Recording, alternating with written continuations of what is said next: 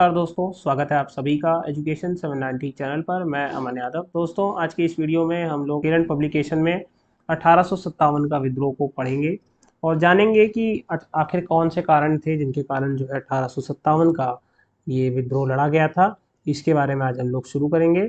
चलिए दोस्तों, स्टार्ट करते हैं वीडियो को बिना किसी देरी के साथ। और वीडियो शुरू करने से पहले एक चीज़ बता दूं, ये हमारे चैनल पर बहुत सारी प्लेलिस्ट अपलोड है, जाकर उनको देखिए। अगर आपको हमारी वीडियोस अच्छी लगती हो तो हमारी वीडियो को लाइक किया करिए और हमारे चैनल को सब्सक्राइब किया करिए। चलिए दोस्तों, स्टार्ट करते हैं अपनी वीडियो को। चलिए देखिए, 1857 के विद्रोह को पढ़ने से पहले कुछ बातें हमें महत्वपूर्ण याद रखनी चाहिए कि देखिए किस कारण से ये विद्रोह हुआ था, उसके पीछे की कुछ हम लोग कहानी जान लेते हैं। देखिए, कहानी ये थी कि 1757 और 64 का जो दो वॉर होते हैं, लड़ाइयाँ होती हैं, उसके बाद से जो है धीरे धीरे ब्रिटिश प्रभुसत्ता भारत में स्थापित हो जाती है। स्थापित होने के बाद कई तरह के उन्होंने कर लगाए, भारत को काफ़ी हद तक लूटा, यहाँ की व्यापार वाणिज्य को नष्ट किया।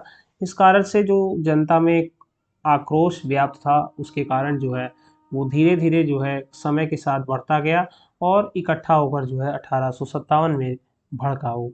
तो इसमें कई तरह के विद्रोह थे, जैसे बीच बीच में होते रहे सैनिक विद्रोह, धार्मिक विद्रोह और किसान विद्रोह और जनजाति विद्रोह। सब ने अपने अपने हक के लिए लड़ना शुरू कर दिया।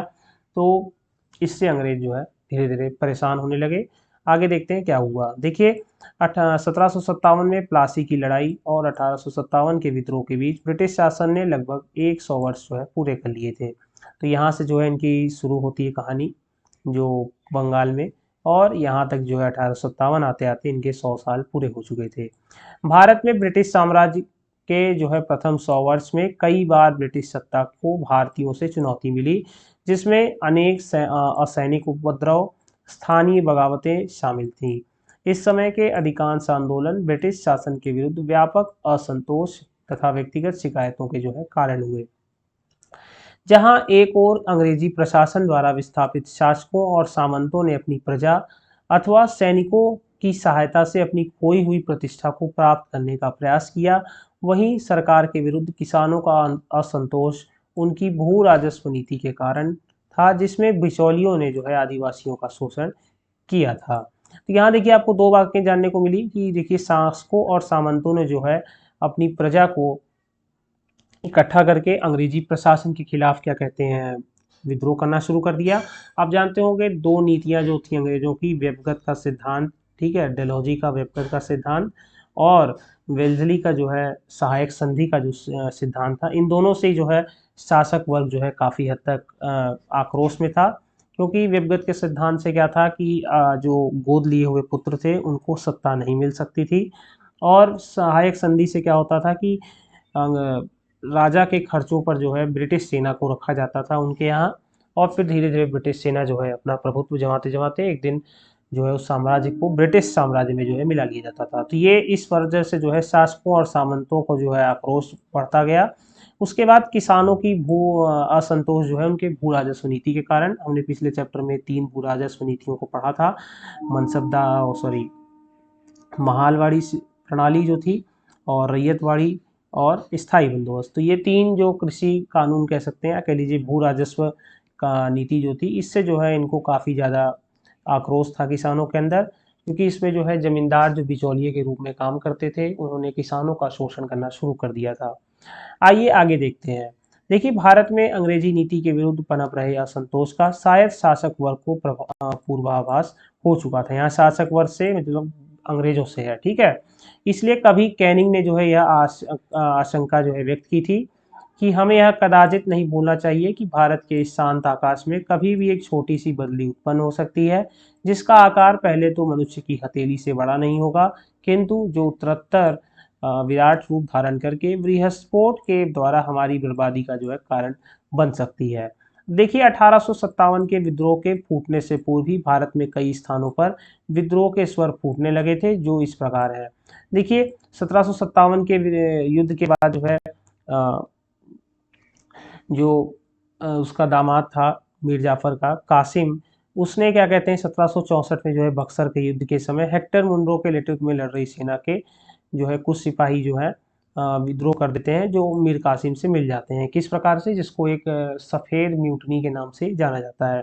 तो उसके जो सेना में जो लोग थे हेक्टर मुनरो के, वो मीर कासिम से जाके मिल जाते हैं। इसके बाद देखिए 1806 में बेल्लोर मठ में कुछ भारतीय सैनिकों ने अंग्रेजों द्वारा अपने सामाजिक धार्मिक रीति रिवाजों में हस्तक्षेप के कारण विद्रोह कर मैसूर के राजा का झंडा फहराया था। अब यहाँ देखिए रीति रिवाजों की बात हो रही, तो मैं ये बताना भूल गया था। देखिए कुछ धार्मिक विद्रोह भी हुए थे, जैसे सन्यासी विद्रोह जो सबसे पहला विद्रोह हुआ था। इसका कारण क्या था कि जैसे राजा राम मोहन राय जैसे कुछ और जैसे लोग जो थे कि जिन्होंने हिंदुओं में जो बहुत सारे कर्मकांड थे उनका विरोध करना शुरू किया, तो इससे जो है एक जो कंजर्वेटिव माइंडसेट वाला जो पर्सनैलिटी होते हैं उस समय धर्म में, वो उनको जो है इससे काफ़ी आहत हुआ, तो इस कारण से जो है उन्होंने विरोध करना शुरू किया। तो इसी में जो है 1806 में बेल्लोर मठ में जो है कुछ भारतीय सैनिकों ने अंग्रेजों द्वारा जो है उनके धार्मिक और सामाजिक रीति रिवाजों में हस्तक्षेप के कारण जो है इसको शुरू कर दिया था, क्योंकि जो सैनिक थे उनको 7 समुंदर पार कराया जाता था, जिससे क्या कहते हैं समुद्र पार कराया जाता था, जो उस समय वर्जित था हिंदू धर्म के हिसाब से। 1842 में बर्मा युद्ध के लिए भेजे जाने वाली ब्रिटिश भारत की सेना की 47वीं पैदल टुकड़ी के कुछ सिपाही उचित भत्ता न मिलने के कारण जो है विद्रोह करते हैं, और 1825 में असम स्थित तोपखाने में जो है विद्रोह होता है। 1844 में 34वीं एनआई तथा 64वीं रेजिमेंट के सैनिकों ने उचित भत्ते के अभाव में सिंध के सैन्य अभियान पर जाने से इनकार कर दिया था। इसके बाद लिखा है कि 1849-50 में पंजाब स्थित गोविंदगढ़ की एक रेजिमेंट विद्रोह पर जो है उतर आई थी। तो यहाँ पे आपको 6 जो है दिए गए हैं कुछ विद्रोह, जो क्या कहते हैं 1857 से पूर्व के जो है कुछ विद्रोह थे। इनके अलावा बहुत सारे विद्रोह हुए हैं, ऐसी बात नहीं है, अगले चैप्टर में हम उनको देखेंगे। देखिए सबसे महत्वपूर्ण है विद्रोह के कारण को जानना कि आखिर विद्रोह हुआ किस लिए था। देखिए 1857 के विद्रोह के स्वरूप और कारणों के बारे में जो है इतिहासकारों में पर्याप्त जो है मतभेद है। अंग्रेजी और भारतीय विद्वानों में अधिकांश विद्रोह का कारण सैनिकों की शिकायतों और चर्बी युक्त कारतूस को जो है मानते हैं। देखिए आपको यहाँ पे याद रखना चाहिए कि जो अंग्रेजी इतिहासकार हैं वो हमेशा इस विद्रोह का जो है नकारात्मक परिप्रेक्ष्य देंगे, और भारतीय विद्वान जो है इसे राष्ट्रवादी आंदोलन की तरह देखेंगे। ये बात आप लोग याद रखिएगा। परंतु आधुनिक खोजों में यह बात करीब करीब सिद्ध हो जाती है कि सैनिक असंतोष के लिए चर्बी युक्त कारतूस तो एकमात्र कारण है, न कि सर्वाधिक महत्वपूर्ण कारण। ठीक है, तो यह चर्बी युक्त कारतूस जो है एकमात्र कारण है, और ये सबसे महत्वपूर्ण जो कारण है ये नहीं हो सकता। 1857 के विद्रोह को जन्म देने वाले कारणों में जो है राजनीतिक, सामाजिक, आर्थिक एवं धार्मिक सभी कारण जो है जिम्मेदार हैं। इसमें जैसे देखिए राजनीतिक जो है कारणों में डलहौजी की व्यक्तिगत नीति और वेल्जली की जो है सहायक संधि का विद्रोह को जन्म देने में महत्वपूर्ण भूमिका रही। मैंने आपको पहले बताया था, डलहौजी ने अपने व्यक्तिगत नीति द्वारा जैतपुर, संबलपुर, झांसी, नागपुर आदि राज्यों को ब्रिटिश साम्राज्य में विलय कर लिया था। साथ ही अवध के नवाब को गद्दी से उतार दिया, भूतपूर्व पेशवा को पेंशन जब्त कर ली, और यह सब कारण जो है व्यापक असंतोष फैलाने के लिए पर्याप्त था। इसके बाद देखिए डलहौजी ने तंजौर और कर्नाटक के नवाबों को राजकीय उपाधियां जो है जब्त कर ली, और मुगल बादशाह को अपमानित करने के लिए उन्हें नजर देना, सिक्कों पर नाम खुदवाना आदि परंपरा को डलहौजी ने समाप्त करवा दिया। साथ ही बादशाह को लाल किला छोड़कर कुतुब मीनार में रहने का आदेश दे दिया था। इसके बाद देखिए मुगल बादशाह चूंकि भारतीय जनता का प्रतिनिधित्व करता था, इसलिए उसके अपमान में जनता ने अपना अपमान महसूस किया और विद्रोह के लिए जो है मजबूर हो गए थे। इसके बाद देखिए राजनीतिक कारणों के साथ ही प्रशासनिक राजनीतिक कारण भी विद्रोह के लिए जिम्मेदार थे। जैसे प्रशासनिक कार्यों में भारतीयों की भागीदारी जातीय श्रेष्ठता पर जो है आधारित थी। कोई भी भारतीय सूबेदार से ऊंचे पद तक नहीं पहुंच सकता था, और न्यायिक क्षेत्र में अंग्रेजों का हर स्तर पर भारतीयों से श्रेष्ठ माना जाता था। मतलब कि नौकरी के मामले में जो है भारतीयों को हमेशा निचले पायदान पर रखने का जो है अंग्रेजों की ये नीति थी, और इस कारण से जो है भारतीयों में इसके खिलाफ भी जो है विद्रोह भड़क उठा था। इसके बाद देखिए कंपनी की भू राजस्व व्यवस्था ने अधिकांश अभिजात वर्ग को निर्धन बना दिया था। अभिजात वर्ग से मतलब जो अमीर वर्ग था, जो काफी प्रभुता संपन्न वर्ग था, उसको निर्धन बना दिया था। बंबई में स्थापित इनाम कमीशन ने अपनी सिफारिशों के आधार पर करीब 20,000 जागीरों को जो है जब्त कर लिया था। आइए आगे चलते हैं। 20,000 जागीरों को जो है इनाम कमीशन के तहत जो है बंद कर दिया जाता है। इसके बाद देखिए स्थायी बंदोबस्त, रैयतवाड़ी व्यवस्था और फिर महलवाड़ी व्यवस्था द्वारा किसानों का जबरदस्त शोषण हुआ, और वे निर्धनता के कुचक्र में फंस गए। 1857 के विद्रोह के लिए जिम्मेदार सामाजिक और धार्मिक कारणों में अंग्रेजी प्रशासन के सुधारवादी उत्साह के अंतर्गत पारंपरिक भारतीय प्रणाली और संस्कृति संकटग्रस्त स्थिति में पहुंच गई थी। मतलब जो भारतीयों में जो व्याप्त थी बुराइयां, उसको जब अंग्रेजों ने सुधारना शुरू किया तो उसके खिलाफ जो है रूढ़िवादी जो भारतीय थे वो जो है उसके खिलाफ हो गए, जिसका रूढ़िवादी भारतीयों ने जो है जमकर विरोध किया। इसी के साथ देखिए ईसाई धर्म के प्रचार के लिए पर्याप्त सुविधाएं सरकार द्वारा जो है प्रदान की गई थी, और 1856 के धार्मिक निर्योग्यता अधिनियम द्वारा ईसाई धर्म ग्रहण करने वाले लोगों को अपनी पैतृक संपत्ति का जो है हकदार माना गया। साथ ही उन्हें जो है नौकरियों में पदोन्नति, शिक्षण संस्थानों में प्रवेश की सुविधा भी प्रदान की गई थी। तो देखिए किस प्रकार से जो है धर्म का सहारा लिया जा रहा है यहाँ पर भी, और अंग्रेजों की यह नीति भारतीयों को अंततः विद्रोह के लिए जो है मानसिक रूप से तैयार कर दिया था। इसके बाद देखिए 1833 के चार्टर अधिनियम द्वारा ईसाई मिशनरियों को भारत में धर्म प्रचार की अनुमति मिल गई, और कंपनी के नियंत्रण मंडल के अध्यक्ष मैंगलेस ने 1857 में ब्रिटिश संसद में बोलते हुए कहा कि ईश्वर ने भारत का विशाल साम्राज्य अंग्रेजों को ईसा मसीह का विजय पताका को एक छोर से दूसरे छोर तक फहराने के लिए दिया है, और प्रत्येक अंग्रेज को अपनी पूरी शक्ति को इस कार्य में लगा देना चाहिए ताकि सारे भारत को ईसाई बनाया जा सके। लेकिन ये इनका सपना सपना रह गया, ये कभी पूर्ण नहीं हो सका। इसके बाद देखिए आर्थिक कारण कौन से थे। जो आर्थिक कारण हमेशा आपको याद रखना है, काफी ज्यादा महत्वपूर्ण है। आर्थिक कारण भी 1857 के विद्रोह के लिए जिम्मेदार थे, और भारत में अंग्रेजी साम्राज्य का सबसे बड़ा अभिशाप था देश का आर्थिक शोषण। प्लासी के युद्ध के बाद निरंतर भारत का शोषण होता रहा, और जो शायद जन संतोष का जो है असंतोष का सबसे महत्वपूर्ण कारण था। आर्थिक शोषण और उसके पारंपरिक ढांचे आर्थिक ढांचे को जो है पूर्णतः विनाश कर दिया गया। ठीक है, जिसके विनाश से जो है किसानों, दस्तकारों और हस्तशिल्पकारों तथा बड़ी संख्या में परंपरागत जमीनों को जो है जमींदारों को दरिद्र बना दिया गया। इसके बाद देखिए कि ब्रिटिश भू और भू राजस्व नीतियां जो है कानून तथा प्रशासन की प्रणालियों ने बड़ी संख्या में किसानों और जमींदारों की भूमि को उनके अधिकार से जो है अलग कर दिया। जमींदारों और किसानों को उत्पीड़न तथा उनकी बड़ी मात्रा में धन की उगाही आधे ऐसे कारण थे, ठीक है, जिससे असंतोष का जन्म हुआ। परिणाम स्वरूप विद्रोह की भूमिका बनी। 1857 के विद्रोह के सैनिक कारणों में अनेक ऐसे कारण थे जिन्होंने इस विद्रोह की पृष्ठभूमि को तैयार किया। अंग्रेजी सेना में कार्यरत भारतीय सैनिकों में अधिकांश जो है कनिष्ठ अफसर थे, जिन्हें पदोन्नति का कोई फायदा नहीं दिया जाता था, क्योंकि यह समझा जाता था कि भारतीयों को उतने ये तेज नहीं है जितना कि अंग्रेज अधिकारी हैं। इस कारण से जो है इन्हें हमेशा कनिष्ठ पदों पर ही रखा जाता था। इसके बाद देखिए पदोन्नति से वंचित, वेतन की न्यूनतम मात्रा, भारत की सीमाओं से बाहर युद्ध के लिए भेजा जाना तथा समुद्र पार भत्ता न देना आदि ऐसे कारण थे जिन्होंने भारतीय सैनिकों में असंतोष को जन्म दिया, और वे विद्रोह के लिए जो है विवश हो गए। इसके बाद देखिए तात्कालिक कारण पूछा जाता है कई बार कि कौन से वो तुरंत वाले कारण थे जिनके कारण जो है विद्रोह भड़क उठा। देखिए चर्बी लगे कारतूसों के प्रयोग को 1857 के विद्रोह का तात्कालिक कारण माना जाता है, और ऐसे समय में जब अनेक कारणों से जनता में अंग्रेजी शासन के विरुद्ध क्रोध की ज्वाला पहले से भड़क रही थी, कैनिंग की जो है दो घोषणाओं ने आग में घी का काम कर दिया। कैनिंग की दो घोषणाएं कौन सी थी? देखिए पहला था कि सेना में नए रंगरूटों के लिए समुद्र पार के ब्रिटिश प्रदेशों में सेवा करना अनिवार्य कर दिया गया, जिससे वे मतलब भारतीय सैनिक अपने धर्म विरुद्ध समझते थे। मतलब वो समुद्र पार को हमेशा क्या कहते हैं धर्म विरुद्ध समझते थे। इस कारण से जो है भारतीय सैनिकों में जो है असंतोष व्याप्त हो गया, और सैनिकों को एक ऐसे कारतूस के प्रयोग के लिए विवश होना पड़ा जिसमें गाय और सुअर की चर्बी लगी हुई थी। और आप जानते हैं कि सुअर जो है वो मुसलमानों के लिए क्या कहते हैं धार्मिक एक मतलब बुराई मानी जाती है, और जो है गाय का मांस जो है हिंदुओं के लिए जो है अच्छा नहीं होता। इसके बाद देखिए कैनिंग सरकार ने 1857 में सैनिकों के प्रयोग के लिए ब्राउन बैस के स्थान पर एनफील्ड राइफल का प्रयोग शुरू करवाया, जिसमें कारतूस को लगाने से पूर्व दांत से खींचना पड़ता था। क्योंकि कारतूस में गाय और सुअर दोनों की चर्बी लगती थी, इसलिए हिंदू और मुसलमान दोनों भड़क उठे, और परिणाम स्वरूप 1857 का जो है विद्रोह शुरू होता है। अब देखिए इसमें और कौन कौन सी घटनाएं हुई उनको देखते हैं। देखिए विद्रोह की योजना किस प्रकार से बनाई गई उसको भी देखते हैं। देखिए ऐसा नहीं है कि 1857 का विद्रोह अकस्मात फूट पड़ा, इसके पीछे पर्याप्त संगठन और तैयारी थी।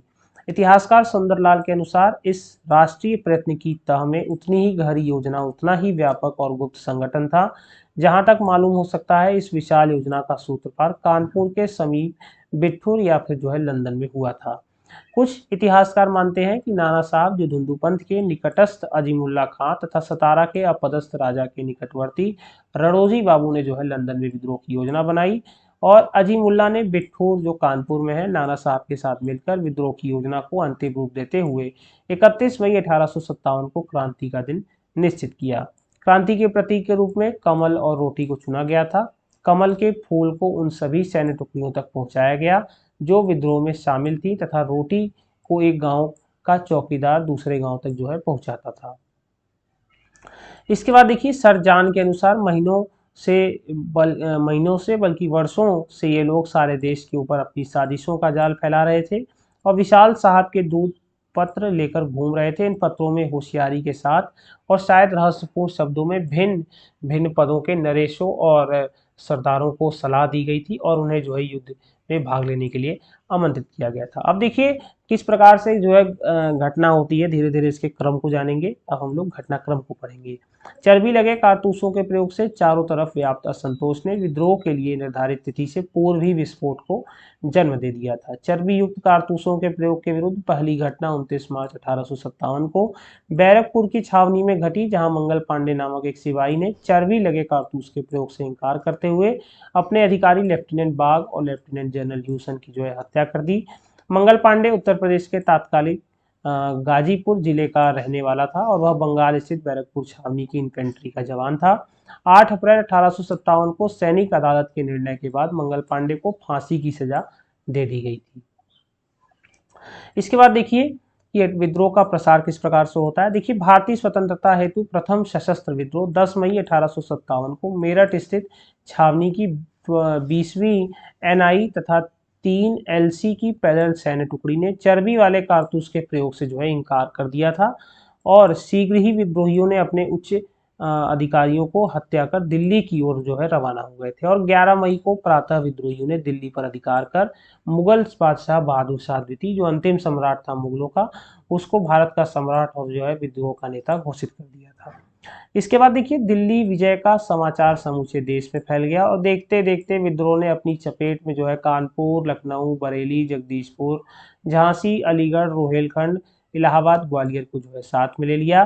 कानपुर में 5 जून 1857 को विद्रोह की जो है शुरुआत होती है। यहाँ पर पेशवा बाजीराव द्वितीय के दत्तक पुत्र नाना साहब ने जो है विद्रोह को नेतृत्व प्रदान किया, जिसमें उनकी सहायता जो है तात्या टोपे ने की थी। नाना साहब लगातार पराजयों को झेलते हुए अंततः नेपाल चले गए और जहां से जो है वे जीवन की अंतिम सांसों तक अंग्रेजों से लड़ते रहे।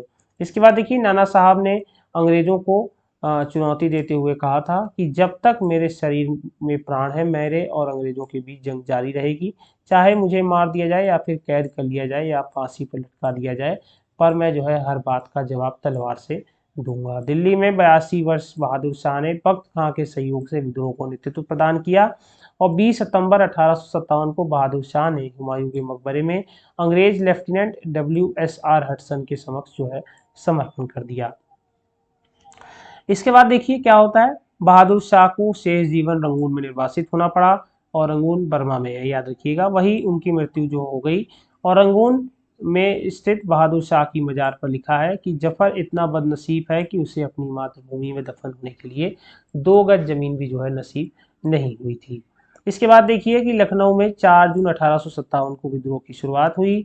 बेगम हजरत महल ने अपने अल्पायु पुत्र बिरजेश कादिर को नवाब घोषित किया तथा लखनऊ स्थित ब्रिटिश रेजिडेंसी पर जो है आक्रमण किया। लखनऊ के बाद बेगम हजरत महल ने मौलवी अहमदुल्ला के साथ शाहजहांपुर में भी विद्रोह को नेतृत्व प्रदान किया और वे शीघ्र पराजित हो गई और भागकर जो है नेपाल चली गई, जहां उनकी गुमनाम जो है मौत हो गई।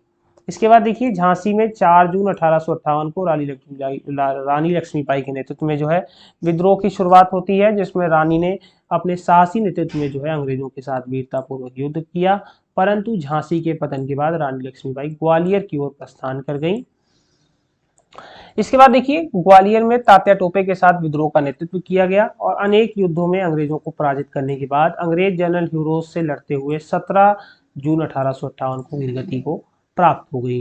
रानी लक्ष्मीबाई की मृत्यु पर जनरल ह्यूरोज ने कहा, भारतीय क्रांतिकारियों में यहाँ सोई हुई औरत अकेली मर्द है। इसके बाद तात्या टोपे, जिनका वास्तविक नाम रामचंद्र पांडुरंग था, ग्वालियर के पतन के बाद अप्रैल 1859 में नेपाल चले गए, जहां पर एक जमींदार मित्र मान सिंह के विश्वासघात के कारण जो है पकड़े गए और 18 अप्रैल 1859 को फांसी पर लटका दिए गए। और तात्या टोपे की गिरफ्तारी मध्य भारत में 1857 के विद्रोह की जो है अंतिम घटना थी।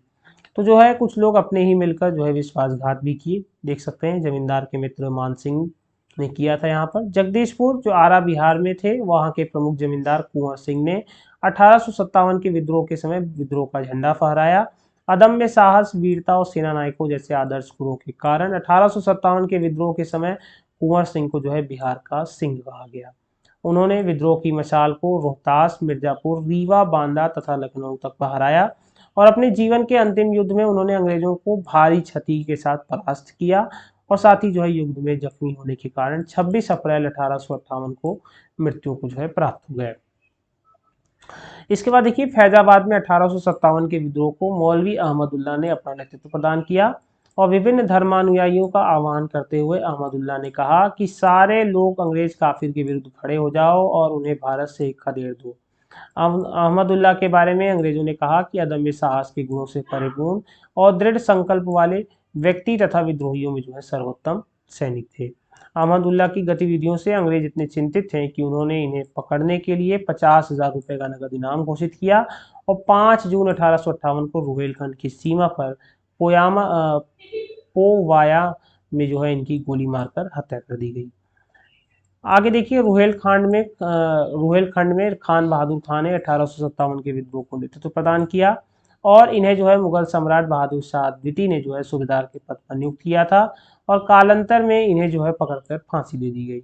इसके बाद देखिए कि 1857 के विद्रोह में जो है प्रमुख कांडधार थे, जैसे कि राणा तुलाराम, उसके बाद तात्या टोपे, नाना साहब, मौलवी अहमदुल्ला, बेगम हजरत महल, रानी लक्ष्मीबाई, राजा कुंवर सिंह, अमर सिंह आदि।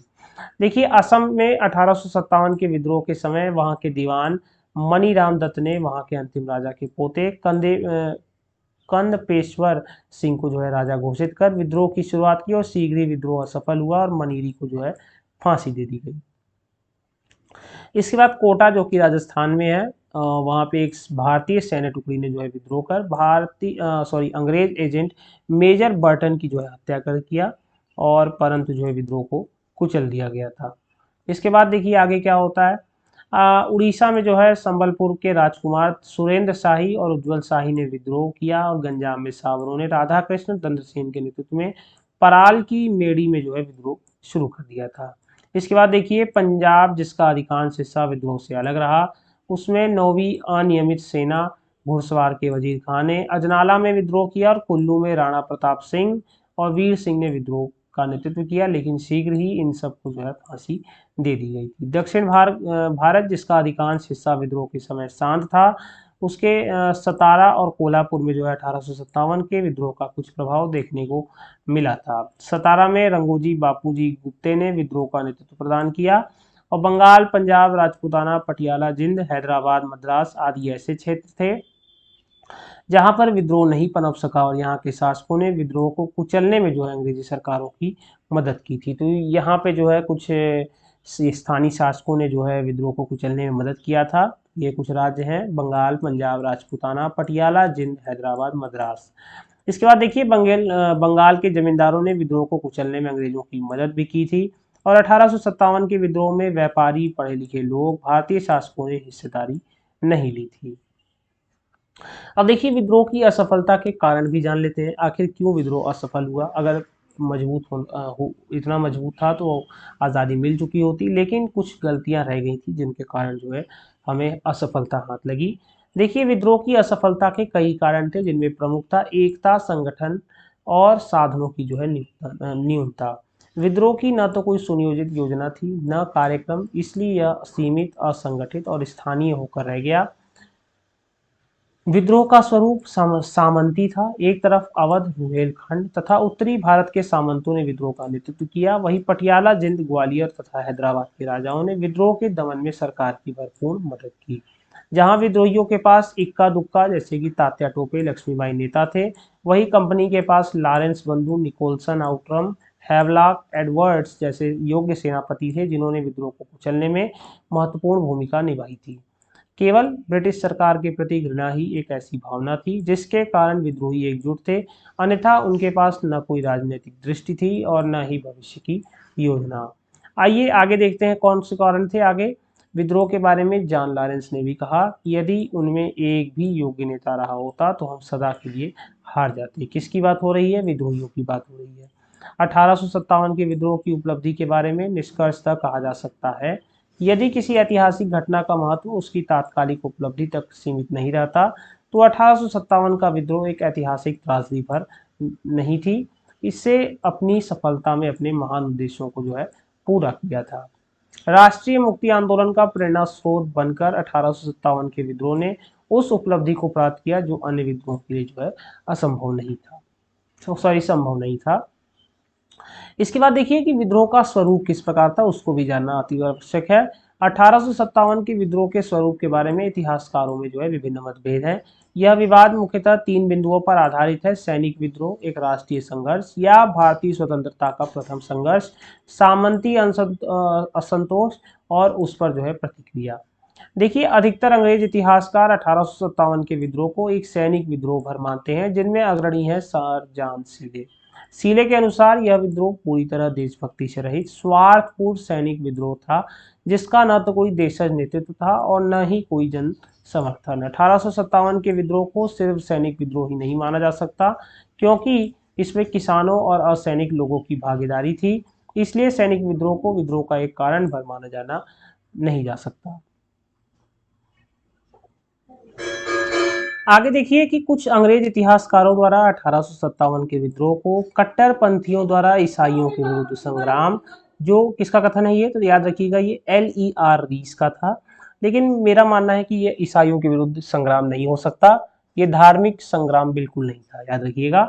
सभ्यता और बर्बरता के बीच संघर्ष, ये TR होम्स का कथन है, कहा गया, जो बिल्कुल प्रासंगिक नहीं है। तो ये देखिए कुछ इतिहासकार अंग्रेज ऐसे भी थे जिन्होंने कुछ अप्रासंगिक टिप्पणियां दी थी, जो कि क्या कहते हैं मतलब मेल नहीं खाती हैं विद्रोह से।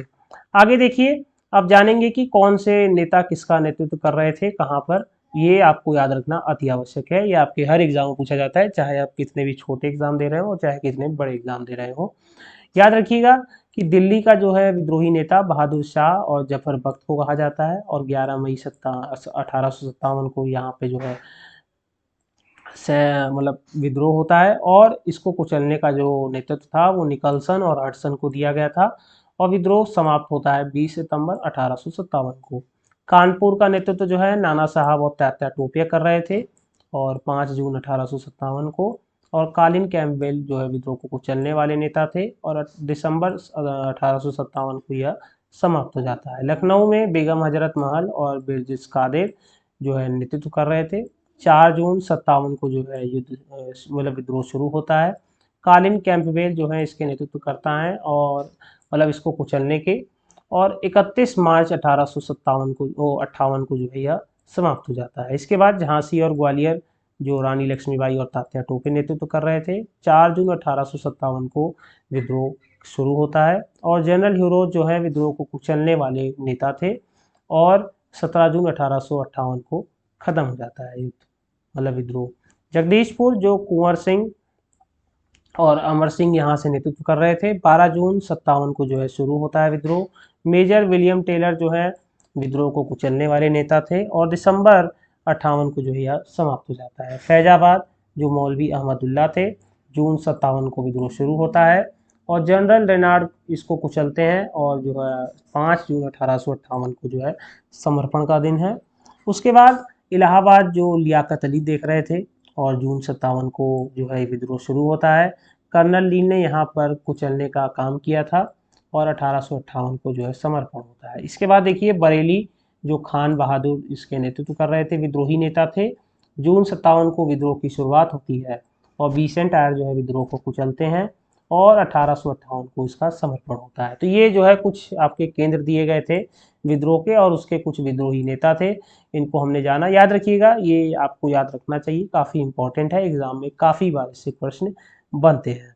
इसके बाद देखिए कि कुछ प्रमुख पुस्तक भी है जो लिखी गई है 1857 के ऊपर, उसको भी जानते हैं। देखिए 1908 में प्रकाशित BD सावरकर की पुस्तक first war of Indian independence ठीक है, वीडी सावरकर, विनायक दामोदर सावरकर, ठीक है, उनकी पुस्तक थी first war of Indian independence, Bharat का प्रथम स्वतंत्रता संग्राम, ने इस धारणा को जन्म दिया कि 1857 का विद्रोह एक सुनियोजित राष्ट्रीय स्वतंत्रता संग्राम था। मतलब ये वीडी सावरकर मानते थे कि ये पूर्णतः राष्ट्रीय स्वतंत्रता संग्राम था। और सावरकर के मत से सहमति व्यक्त करते हुए डॉक्टर यशन सेन, सुरेंद्र नाथ सेन ने अपनी पुस्तक 1857 में विचार व्यक्त किया कि जो कुछ धर्म के लिए लड़ाई के रूप में शुरू हुआ वह स्वतंत्रता संग्राम के रूप में जो है समाप्त होता है। सावरकर और सेन के विचारों की प्रतिपूर्ण असहमति व्यक्त करते हुए डॉक्टर आरसी मजूमदार ने कहा कि तथाकथित प्रथम राष्ट्रीय संग्राम न तो पहला ही न ही राष्ट्रीय तथा न ही स्वतंत्रता संग्राम था। मतलब जो आरसी मजूमदार जो है इन दोनों लोगों के विचारों को सहमति नहीं थे और उन्होंने कहा कि यह न तो प्रथम राष्ट्रीय संग्राम था और न ही राष्ट्रीय था और न ही जो है कोई स्वतंत्रता संग्राम था। इस बात को स्वीकार करना होगा कि अंग्रेजों के विरुद्ध युद्ध किसी राष्ट्रवाद की भावना से प्रेरित नहीं था, क्योंकि 1857 में भारत राजनीतिक दृष्टि से एक राष्ट्र था ही नहीं। याद रखिएगा ये बात, लोगों को लगता है कि ये जो है राष्ट्रवादी नेतृत्व था, राष्ट्रवादी विद्रोह था, लेकिन उस समय एक राष्ट्र की संकल्पना थी नहीं। भारत जो है कई विविधताओं में बटा था, कहीं मराठा, कहीं चोल, कहीं पांडे, पांडे तो खत्म हो गए थे, मराठा, कहीं अवध, कहीं अन्य साम्राज्य थे, इस प्रकार से बटा था। तो इसलिए एक दृष्टि से जो है एक राष्ट्र नहीं था उस समय। कुल मिलाकर 1857 का विद्रोह मध्यकालीन व्यवस्था के विघटन की प्रक्रिया को रोकने और विगत स्थिति को पुनर्स्थापना का अंतिम प्रयास था। ये बात बिल्कुल सही, एकदम सत्य कथन है ये, कि जो मध्यकालीन व्यवस्था चली आ रही थी तो जो परंपरावादी लोग थे वो उसे बनाए रखना चाहते थे और अंग्रेजों ने जो है उसका खंडन किया, तो ये लोग उसके खिलाफ जो है विद्रोह कर बैठे।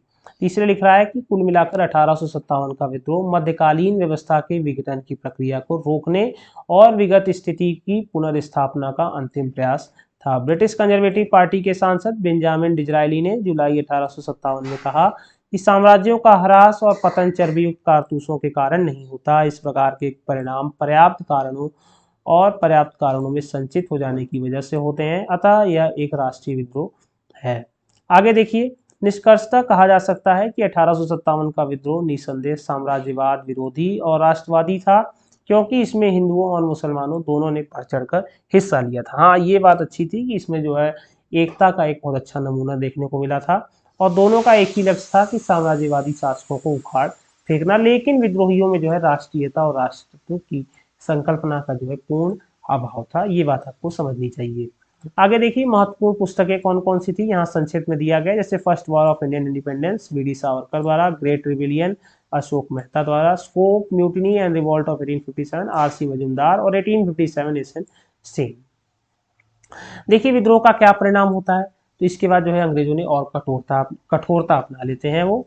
तो 1857 के विद्रोह के असफल होने के तत्काल बाद ब्रिटिश क्राउन ने जो है कंपनी के शासन पर कंपनी से जो है भारत का शासन करने के सभी अधिकार वापस ले लिए। मतलब अब जो है 1857 के बाद जो है अब कंपनी का शासन नहीं होगा, बल्कि जो महारानी विक्टोरिया थी ब्रिटेन की क्राउन, अब उसके हाथ से जो है भारत की सत्ता चलेगी।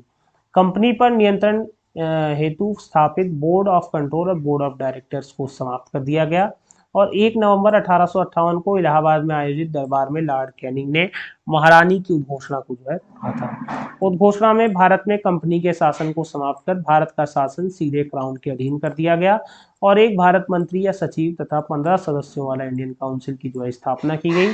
उद्घोषणा में गवर्नर जनरल कैनिंग को जो है वायसराय की उपाधि प्राप्त हुई और भारत में ब्रिटिश साम्राज्य के विस्तार को रोक, लोगों के धार्मिक मामलों में हस्तक्षेप न करना और एक समान कानूनी सुरक्षा सबको उपलब्ध कराना, लोगों के प्राचीन अधिकारों और रिवाजों के प्रति सम्मान व्यक्त करना आदि वायदे के साथ जो है क्राउन को भारतीय जनता ने स्वीकार किया। ठीक है, तो ये सारे वायदे थे जो क्या कहते हैं क्राउन ने स्वीकार किया था भारतीय जनताओं के।